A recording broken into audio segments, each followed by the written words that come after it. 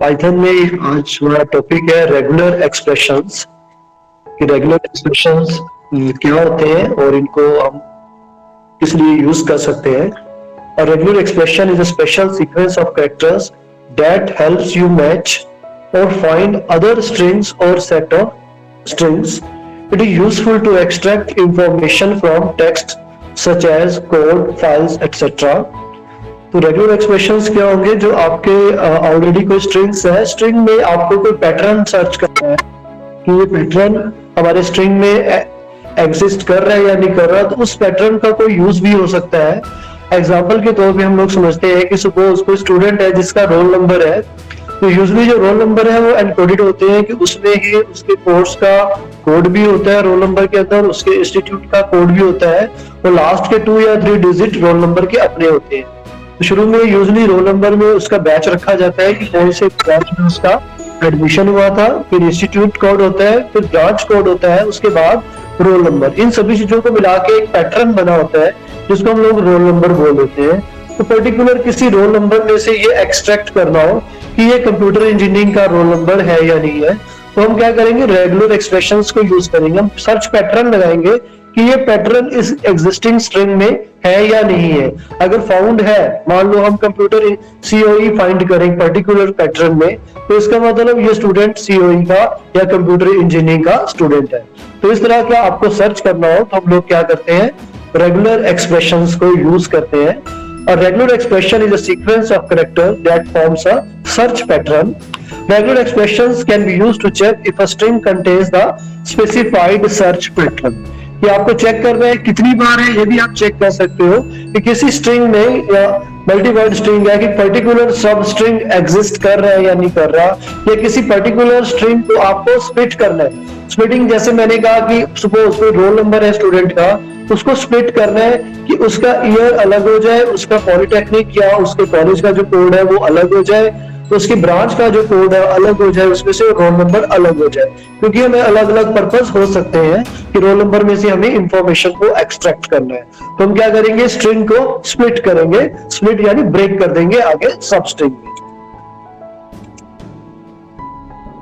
तो इसके लिए पाइथन में हमारे रेगुलर एक्सप्रेशन के रिलेटेड 4 मेथड्स उन्होंने दिए हैं, फाइंड आउट, सर्च, स्प्लिट और सब मेथड।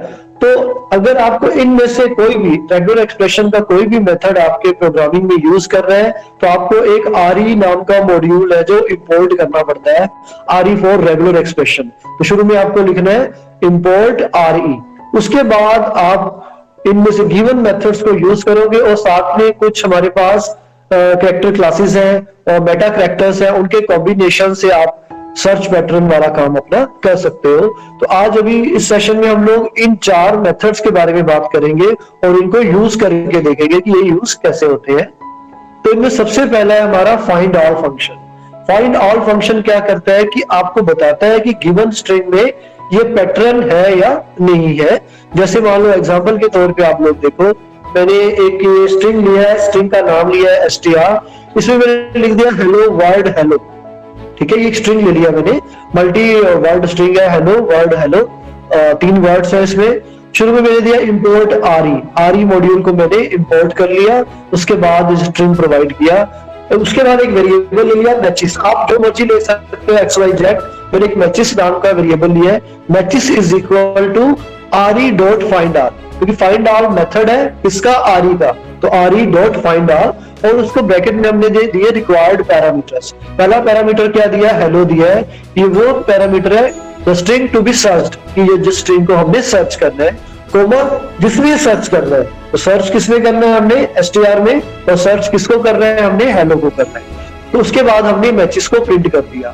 तो ये विजिबल ही है, हेलो वर्ड हेलो में 2 बार आप विजिबल भी है, आपको हेलो वर्ड 2 बार लिखा हुआ है, तो आउटपुट में भी 2 बार हेलो वर्ड लिखा हुआ आ जाएगा।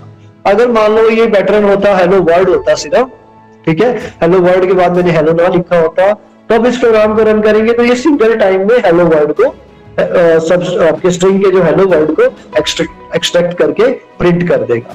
तो इस तरह से आप गिवन स्ट्रिंग में कोई भी सब स्ट्रिंग को सर्च कर सकते हो कि इसमें ये एग्जिस्ट कर रहा है या नहीं कर रहा।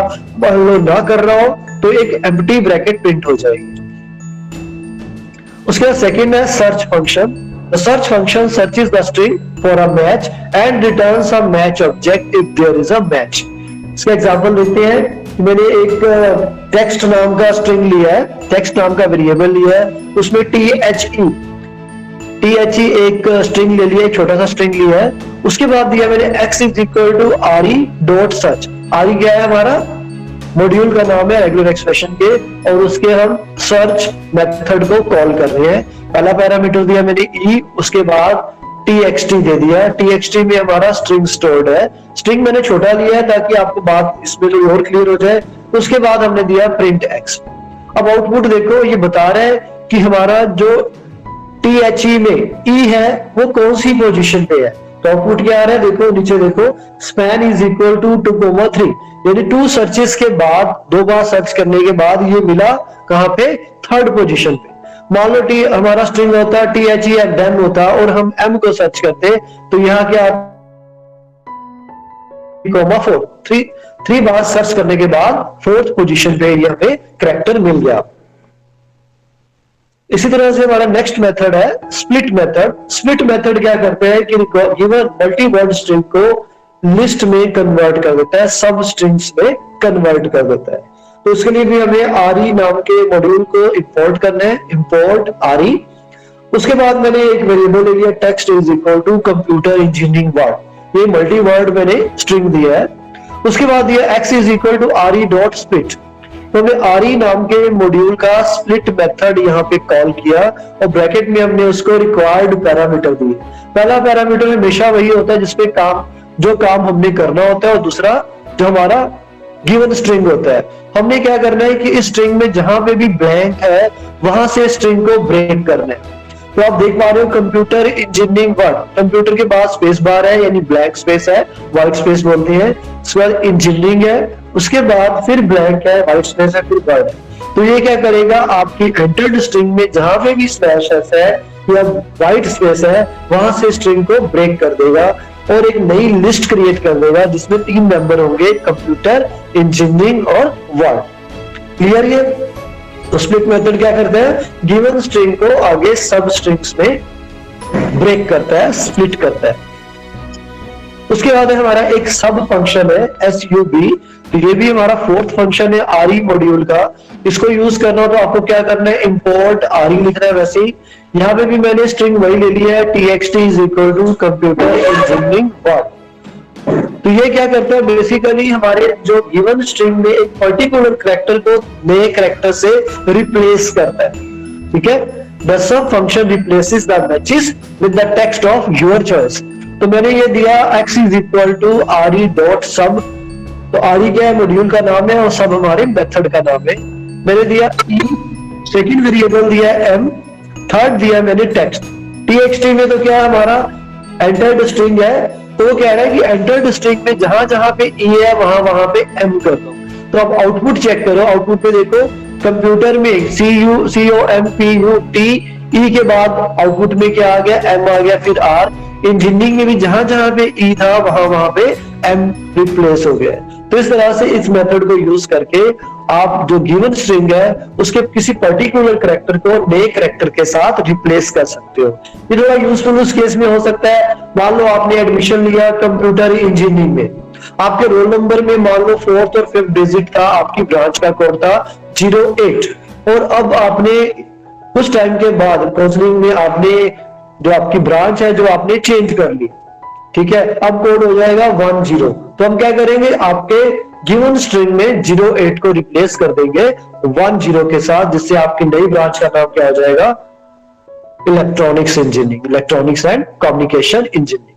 तो इस तरह से ये चारों मेथड को आप अलग अलग पर्पज से यूज कर सकते हो, अपनी रिक्वायरमेंट के अकॉर्डिंग इनका कॉम्बिनेशन भी यूज कर सकते हो, या जैसा भी आपका क्वेश्चन हो।